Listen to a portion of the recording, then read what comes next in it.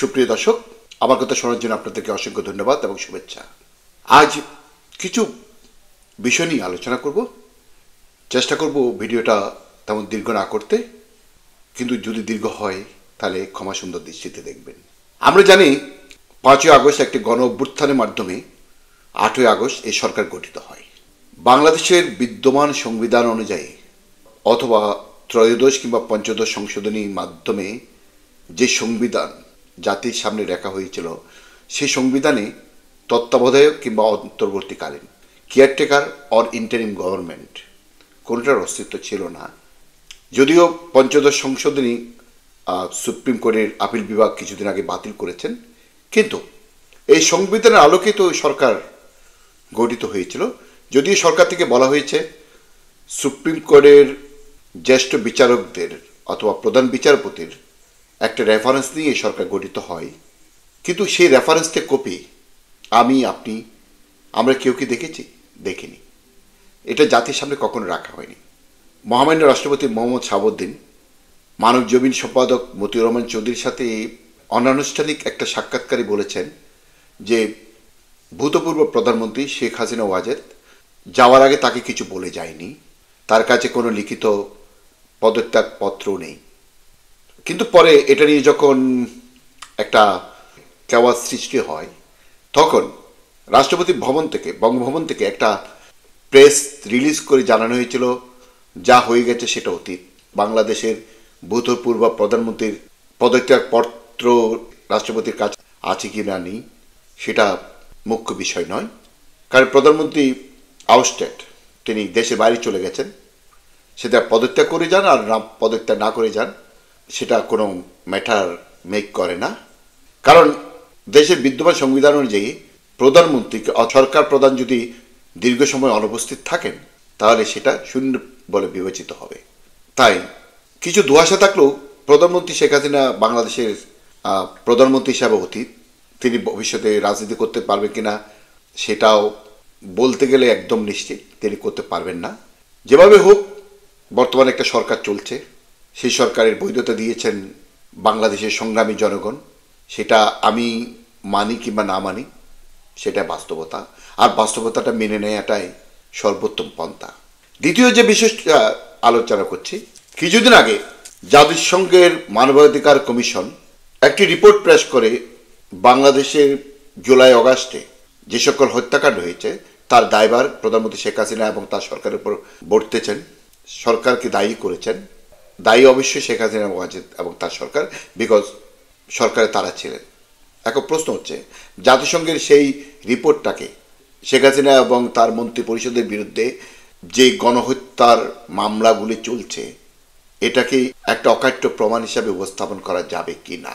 প্রথমে বলে রাখি, জাতিসংঘের যে রিপোর্টটা এসেছে সেটা হচ্ছে fact finding, not the criminal investigation. সুতরাং ফ্যাক্ট ফাইন্ডিংয়ের কোনো রিপোর্ট কোনো আদালতে গ্রহণযোগ্য হতে পারে না। আর জাতিসংঘের কোনো ক্রিমিনাল ইনভেস্টিগেটর বাংলাদেশে আসেননি। একটা ফ্যাক্ট ফাইন্ডিং টিম এসেছিলেন এবং তাদেরকেও সঠিকভাবে সরকার থেকে তথ্য দেওয়া হয়নি, সেটা পত্রপত্রিকার রিপোর্টে প্রকাশিত হয়েছিল। এখানে সরকার তাদেরকে সঠিক তথ্য না দেওয়ার একটা কারণ হচ্ছে, সরকার চেয়েছে 5ই আগস্ট পর্যন্ত যে হত্যাকাণ্ডগুলি ঘটেছে সেগুলোর যেন ফ্যাক্ট ফাইন্ড করা হয়।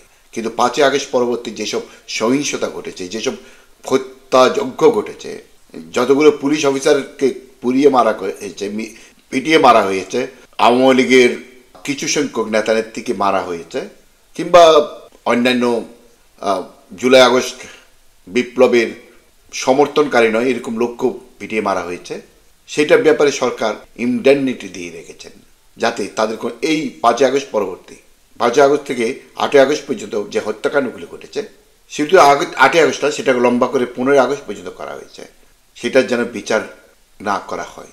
তাই জাতিসংঘের যে ফ্যাক্ট ফাইন্ডিং টিম যেসব রিপোর্ট প্রকাশ করেছেন, সেটা মূলত হচ্ছে বিভিন্ন পত্রপত্রিকার রিপোর্টের উপর ভিত্তি করে তৈরি করা, কোনো অনুসন্ধানী রিপোর্ট না।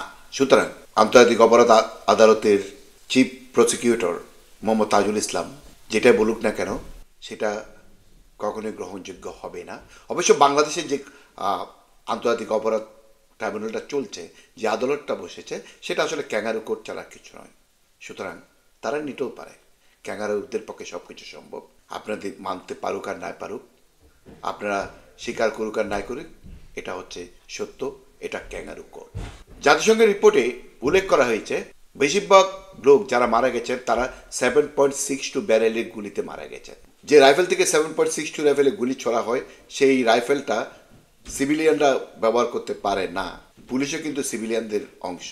কিন্তু বাংলাদেশ আর্মি বলছেন যে তারা এই ঘটনার সাথে যুক্ত না, তারা কোনো গুলি ছোড়েনি। কিন্তু জাতিসংঘের রিপোর্টে বলছেন 68% মানুষ মারা গেছেন 7.62 ব্যারেলের গুলিতে। যদি বাংলাদেশের আর্মি স্বীকার না করে থাকেন, তাদেরকে যদি আপনি বেনিফিট অফ ডাউট দিয়েও থাকেন, তাহলে কারাই ছড়েছে? আর যদি আর্মি এই কাজের সাথে জড়িত হয়, তাহলে তো জাতিসংঘের যে শান্তি মিশনে বাংলাদেশের আর্মি কাজ করছে তারা করতে পারবে না। তাহলে কি তৃতীয় কোনো পক্ষ এটার সাথে ছিল? এই প্রশ্নটা খুব জরুরিভাবে কিছুদিন আগে থেকে আমাদের সামনে এসেছে যে ডক্টর মোহাম্মদ ইউনূসকে সাথে যখন ছাত্র প্রতিনিধিরা যোগাযোগ করেন, তিনি তখন প্যারিসের একটা হাসপাতালে ছিলেন ওনার হার্নি অপারেশনের জন্য। তাহলে এই ছাত্ররা ওনার সাথে কীভাবে যোগাযোগ করেন, ওনার পিএর সাথে কীভাবে যোগাযোগ করেন? ছাত্রদের হাতে কাছে কি সেই নাম্বার ছিল? আর ডক্টর মোহাম্মদ ইউনূস মাহফুজ আলমকে দেখিয়ে বলছেন মাস্টার মাইন্ড। তাহলে কি ডক্টর ইউনূস নিশ্চয় জানেন যে এই আন্দোলনটা একটা সূক্ষ্মভাবে পরিচালিত আন্দোলন ছিল। আর ইউএস এইডের মাধ্যমে, ইউএস এইডের যে ফান্ড বাংলাদেশে আসে, তার মাধ্যমে এই আন্দোলনটা পরিচালিত হয়েছিল। কিছুদিন আগে আমেরিকান বিলিয়নিয়ার জর্জ সরোস, যার টাকায় এই ইউএস ফান্ডটা চলে, ইউএস এইড ফান্ডটা চলে, তার ছোট ছেলে বাংলাদেশ ভ্রমণ করে গেছেন। প্রেসিডেন্ট ডোনাল্ড ট্রাম্প স্বীকার করেছেন যে ভারতে পর্যন্ত ইউএস এইড ফান্ডের টাকা ব্যবহার করা হয়েছে নরেন্দ্র মোদী সরকারকে ফেলে দেওয়ার জন্য। তাহলে এটা কি বলা যায় না যে ভিতরে কোনো একটা রহস্য আছে? আর যে ছাত্র, আমরা যে ছাত্র বলছি, তারা কি আসলে ছাত্র? আমরা কি তাদের স্টুডেন্ট আইডি দেখেছি? দেখিনি। তারা সবাই তো এখন বিয়ে করছেন।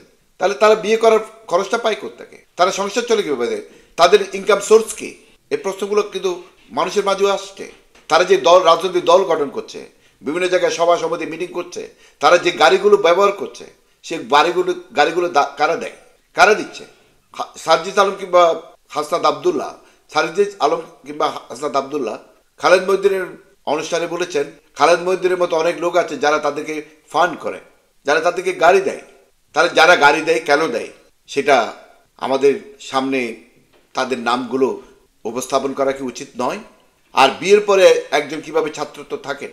হ্যাঁ, বলতে পারেন অনেকজন ইয়াং বয়সে বিয়ে করে, কিন্তু তারা যে ছাত্র তার অকাট্য প্রমাণ আমাদেরকে দিতে হবে। যদি সেই প্রমাণ না থাকে, তাহলে আমরা কেন তাদেরকে ছাত্র হিসাবে মেনে নেব? দর্শক, ভাবুন, ভাবতে থাকুন। আজ এ পর্যন্ত মাননীয় দর্শক। আমার কথা যদি আপনাদের ভালো লাগে, তাহলে আমার চ্যানেলটা সাবস্ক্রাইব করবেন, লাইক, কমেন্ট এবং শেয়ার করবেন। ধন্যবাদ আপনাদেরকে।